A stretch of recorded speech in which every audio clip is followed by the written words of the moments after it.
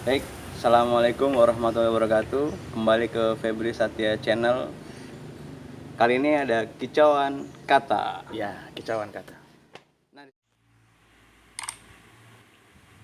Jangan lupa subscribe channel Febri Satya.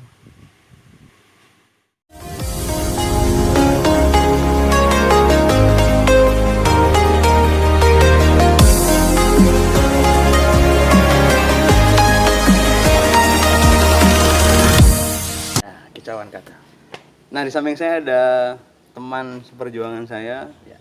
bertugas di Manumajang, ada Pak Humaydi Al Ansori. Ya, selamat siang semuanya. Selamat siang.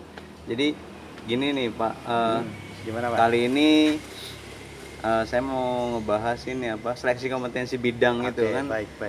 Beberapa bulan yang lalu itu saya pernah mengisi konten mengenai seleksi kompetensi dasar.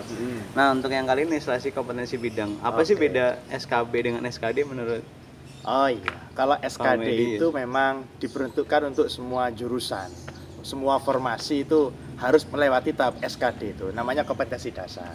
Jadi kompetensi yang diinginkan itu sama untuk semua formasi. Lah kalau seleksi kompetensi bidang itu lebih menjurus lagi sehingga lebih spesifik ke profesi yang dituju. Katakanlah kalau guru, berarti yang akan diuji adalah tentang keguruan dan seterusnya. Kalau tentang dokter, ya tentang kedokteran. Kalau tentang dosen, ya ilmu tentang kedosenan, dan tentu lebih spesifik daripada kompetensi dasar. Sekilas itu saja sih dari saya. Iya, itu perbedaan SKD dengan SKB ya.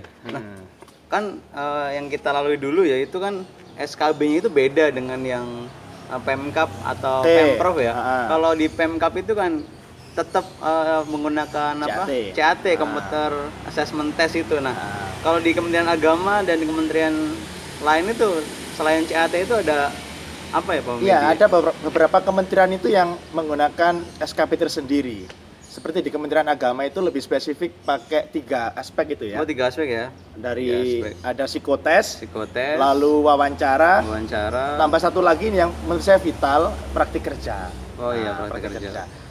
Beberapa kementerian ada yang menggunakan SKP seperti berenang, itu ada juga di Basarnas. Oh iya, Itu iya, memang tergantung instansinya yang membuka. Kalau BPBD di gitu ya. Oh, iya. Kalau di Kemenak ya itu tadi 3 itu. Ya, saya ingat waktu itu kita tes itu di asrama haji 1 minggu kalau nggak salah ya. Kalau saya itu loncat harinya Mas ada. Rentangnya memang 1 minggu. 1 minggu, Rentangnya 1 minggu. Bisa 3 hari, bisa 4 hari, 5 hari. Rentangnya dalam 1 minggu itu. Oh iya. Tapi ada kelemahannya tentu kalau Iya, apa sih kelebihan dan kelemahan SKB yang 3 model itu? kalau kelebihan mungkin bisa menggali lebih dalam kompetensi seorang CPNS sehingga benar-benar tahu bahwa CPNS ini nanti layak menjadi seorang PNS dari 3 aspek tadi. Tapi kalau kelemahan ya mungkin dari sisi subjektivitas, Subjektivitas apalagi tinggi, tentang wawancara itu ya, yang praktik kerja itu penilainya langsung oleh seorang penilai sehingga itu murni rawan terjadi Tapi kalau subjektivitas. Pak Medi tahu itu yang ngetes kita itu dari instansi Kementerian Agama aja atau campur dari Setahu saya dari instansi kampus? Kementerian Agama. Dari Kalaupun Uinsa atau kampus, Unesa kalaupun gitu? kampus tetap diambil dari di bawah naungan Kementerian Agama. Setahu saya seperti itu. Tidak Kalau- sampai melibatkan unsur dari kementerian Jadi lain atau tujuan saya membuat konten ini jadi ingin memberikan gambaran aja sih sedikit mengenai seleksi kompetensi bidang itu bagaimana ya. Iya. Kan tahun ini kan belum dilaksanakan karena tertunda ya karena ada pandemi. Bahkan regulasinya pun belum ya? COVID-19. Iya, regulasinya termasuk pun belum apa ada. saja yang diujikan belum kayaknya ya. Iya, betul. Tapi kalau tahun lalu seperti itu. Tapi mungkin kelebihan yang tahun ini mungkin bisa mempersiapkan lebih panjang ya SKB karena kita dulu itu paling sebulan kalau nggak salah setelah pengumuman Dan SKD ingat ya. SKB itu bobotnya lebih besar daripada SKD, 60%. 60% ya? Dan Iya, itu kalaupun Anda kalah di SKD masih banyak kemungkinan Anda untuk lolos di SKD. Dengan syarat itu di SKB-nya nilainya luar biasa. Oh iya. 60%, 40%. Nah, dari di Kementerian Agama itu ada 3 psikotes, praktik kerja, atau lagi tadi wawancara ya. Wawancara. Nah, itu yang paling susah atau sulit menurut Pak Medi itu yang mana kira-kira? Kalau Tiga? saya lebih susah di praktik kerja. Praktik kerja, Itu karena Bawa apa gitu Pak Medi waktu ngajar itu? tentu karena saya melamar di formasi guru ada yang Iya. membawa berbagai media pembelajaran tentu. Dan saya lihat memang nilai saya di praktik kerja yang paling rendah Tinggi. daripada yang lain. Tapi SKD-nya saya lihatnya tinggi. SKD-nya alhamdulillah 380. 369. 369. Nah, itu kayak nama warung 369. 3 tinggi ya. Tinggal. Tinggi. Jadi Alhamdulillah. praktik kerja itu karena kerja itu bawa ya. ini apa Harus namanya? benar-benar mempersiapkan dan prepare formasi apa yang dituju itu harus benar-benar menguasai dan benar-benar siap sebagai formasi tersebut. Nah, waktu pengalaman Bang Medi itu, waktu praktik kerja itu ada hambatan atau apa yang nanti bisa teman-teman pelajari gitu? Ya paling tidak dipersiapkan semaksimal mungkin. Anda melamar di formasi apa, kalaupun Anda melamar di dosen ya siapkan pembelajaran dosen, pokoknya benar-benar siapkan dengan matang. Bahkan kalau guru RPP-nya ada, kalau dosen RPS-nya ada, kalaupun perawat siapkan peralatan kemampuan Anda dan seterusnya. Iya. Pokoknya persiapan yang matang, saya kira kuncinya di situ. Bahkan penguji itu kadang beda-beda ya memperlakukan peserta. Ya Itu kan? kembali ke yang awal tadi subjektivitasnya. Subjektivitas itu ya di situ. Ada yang lama, ada yang bentar. Ya. Nah, terakhir ya menurut Pak Medi, kiat-kiat bagaimana bisa lulus CPNS Ya, pertama 2018 ya? Nah, 2018. kalau pesan mungkin ya tentu ikhtiar yang pertama ikhtiar dohir melalui persiapan yang matang.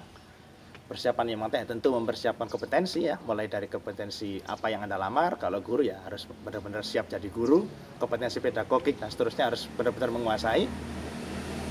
Kalau ikhtiar batin tentu harus diimbangi dengan ikhtiar batin itu ya tentu doa orang tua, Orang tua ya, dan doa orang tua. tentu ya ada tambahan ibadah tertentu yang biasanya ya ada doa-doa tertentu lah.